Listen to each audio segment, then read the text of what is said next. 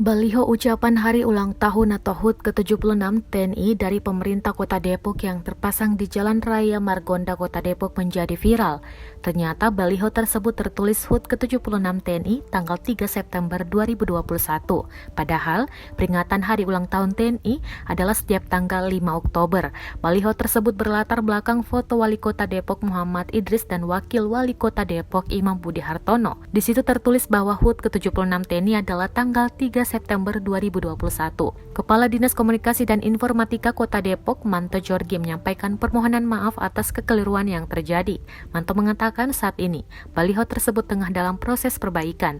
Manto mengatakan bahwa kekeliruan ini menjadi bahan evaluasi internal pihaknya untuk lebih baik ke depannya.